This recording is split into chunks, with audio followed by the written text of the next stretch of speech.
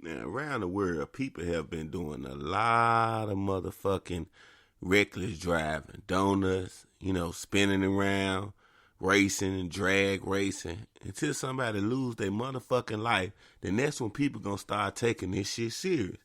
And what I mean by that, in Colorado, a group of thrill seekers almost lost their life doing this crazy ass shit. But I think this video here that then went viral is gonna stop a lot of you motherfuckers from driving like you're a bat out of fucking hell. Stop driving like this. Slow down. Take your time. You got old people. You got kids. You got people that actually have a future out here in the world alongside of you on these roads. While you motherfuckers driving like nobody ain't on the street, period. Spinning around, going 100 miles per hour. If you hit somebody, somebody gonna die. I've actually seen like 3 or 4 cars coming down the street, right? Like, goddamn it, they drag racing. All side by side, just spinning and spinning and spinning. It just don't make no motherfucking sense. Now, anyway, a group of Colorado thrill seekers were filmed hanging out of an SUV that was speeding backwards before it flipped over and crushed the passengers. Now, to top it off, the driver didn't even get hurt because what happened was the SUV flipped over on the passenger side and there was 4 people hanging out in each window, sitting on the edge of the window when they was doing donuts, and the motherfucker flipped over and crushed them on the sidewalk. Now, you know how hard concrete is. Everybody know concrete is unbreakable compared to our little bitty ass bodies. Now, the disturbing crash in the parking lot of the market in Colorado Springs was caught on video, which was posted on social media. 5 people sitting in open windows of this SUV.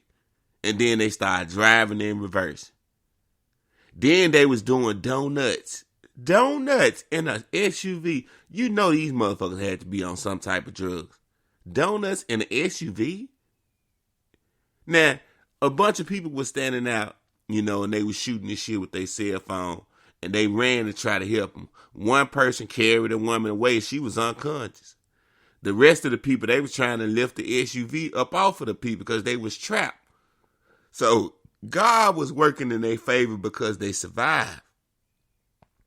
Now they was rushed to local hospitals and treated for life-threatening injuries. Now we hope everybody stays living because you know how that is when you go to the emergency room and they put you in intensive care. You might make it or you might not make it. Moral of the story, you niggas need to start driving like you got some goddamn sense. Take your time. Relax. Wherever you got to go to, it's going to be there. But if you drive too motherfucking fast and take somebody's life or take your life, you'll never get to get behind the wheel again. That's what you got to look at it. Next topic.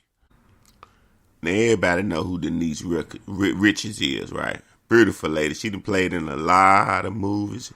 She was like, the model that you always caught in a bunch of Hollywood films for years and years and years. And she done got older than them. She's still a beautiful lady.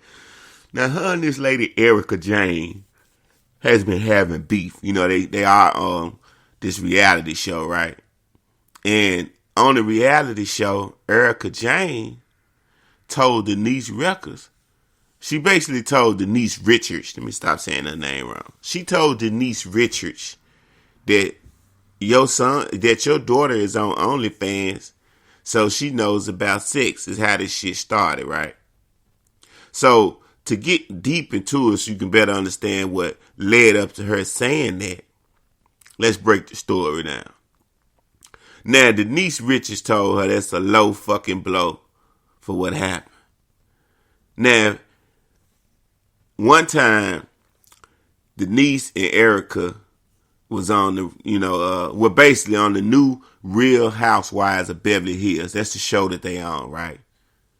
There, Denise and Erika came face to face following a marijuana-infused dinner at Kylie Richards' house that left the viewers with more questions than answers. They was basically eating a meal that was infused with weed. If you've never had a meal infused with weed, you missing out on life. You feel so good, and it tastes so good. I mean, you get the 2 shebangs in one. The taste and the feel. Oh, god damn.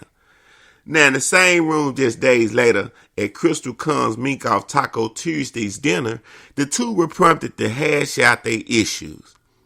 Now, adamant, she did not want to have this conversation with Denise. Erika told Denise that, I already didn't apologize. Yeah, I'm not going to keep on apologizing. So, what else you want me to do? And then she said, this is what's going on, basically. Erika was talking about sex in front of Denise Richards' kids.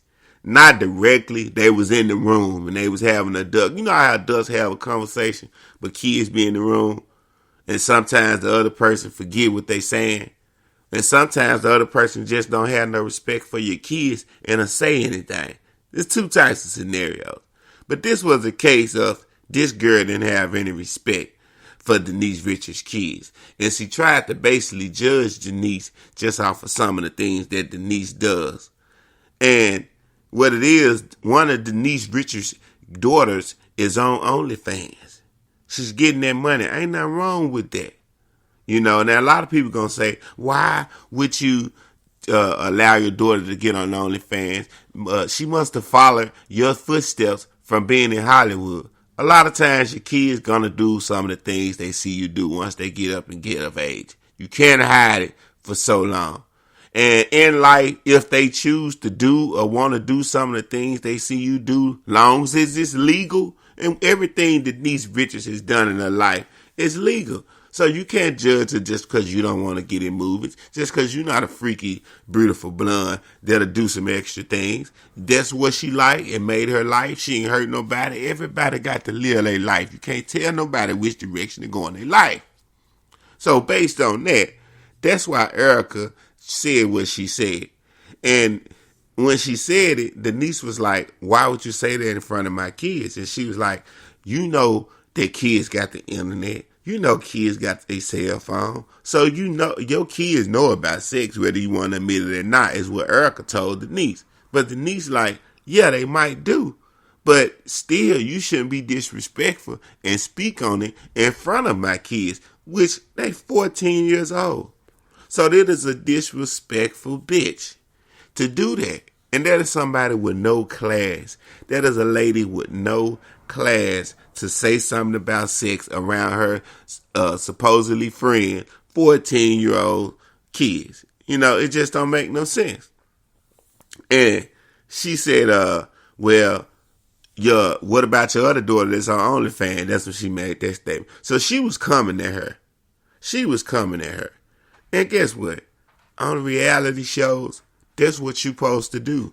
How you really feel about somebody, what you probably really been holding in, you let that shit out on camera. That's what the world want to see. They want to see the reality of relationships and how people really feel about each other on camera. That's what makes the show. And it ain't always acting, it's reality. And it's stuff that people normally wouldn't say. They say when the tape's rolling. And when she said something about Denise Richards' daughter being on OnlyFans, she also threw in there, you on OnlyFans with your daughter. And that's when the shit blew up. Now, Erika's explanation wasn't sufficient enough for Denise, So she was like, you this is a fucking low blow. You're disrespectful and you really not my friend. And in actuality, she really not. She envied her. One thing about two beautiful women, when they come together, they don't mix a lot of the time. They play like they do because they know when they go out together, everybody gonna be looking at them. All eyes gonna be on them. Bitch, if we together, we powerful. But deep down inside, the other one be like, bitch, I'm finer than you. I'm sexier than you. Or the other one be like, I can't stand that bitch. She look too good, her stank ass. She always getting the man that I want. She always getting the opportunity that I want. So it be different scenarios on why things end up like this. But y'all need to go check it out. The Real Beverly Hills, Housewife of Beverly Hills. Check it out. Oh man, this motherfucking show is live, Jack. But the last topic of the show, we got to talk about a man leaving $6 billion to his gardener. Yes, this is a man named Nicolas Puech, and he is a descendant of the Hermes founder. Yeah, those belts. A lot of black dudes be wearing those Hermes belts, and they don't even know how big this is. These people are billionaires. Billionaires. When you make a piece of clothing that the whole world loves and it's expensive, oh, God damn it, you've created a monument and you created wealth for your family to death do they part. I'm talking about from grandkid to the next grandkid to the next. I mean, generational wealth. And this gardener may have just hit the lottery in a big unconventional way because he stands to inherit more than $6 billion. Now, the 80-year-old man said, now anyway, they got Hermes scarves too. Yeah, that's one of the cheapest things you can buy as Hermes. The shoes high, the belts high, the clothes high, but you can get a scarf if you can afford that. Now, Puech, who lives in Europe, is worth $13 billion. That's right. And he made a contract with a charity called the Isocrates Foundation, which he founded to leave his fortune to the org. Its mission to support journalism and a civil society. He said in his mind is fair enough, so when he died, he basically want to leave it to them. But I think that this man is realizing if he's watching the world like we do, when you die and you leave your money to some shit like an organization, boy, every CEO, every person that can touch the money and get a piece in charge of the money, they gonna all steal it in pieces. Yeah, just like your family do that ain't shit when you die. Motherfuckers come around that ain't never loved you or cared about you just because they know you left some money to them. Now, Puech has had a change of heart about leaving it to the organization. And he said he want to give half his wealth to his male servant, former gardener, and handyman. Servant? That kind of sound like a slave, don't it? Well, I guess if I slave for you all your life, $1 billion is, that's good compensation. I'll take that. Now, the foundation is making sounds like it'll challenge the change, saying a contract is a contract. But now this is what it is. He already had put this in writing, right? So because he letting it be known that he gonna change it, they want to get mad. But one thing about it, this man was never done from the start. It got a provision in the contract that says if Puech becomes a father, his child will be entitled to a portion of his fortune. And if his son, he get at least half. Yeah. So this is what he's going to do. He's going to adopt the child. He's going to adopt the gardener and make the gardener his son. And that'll qualify him for the $6 billion inheritance.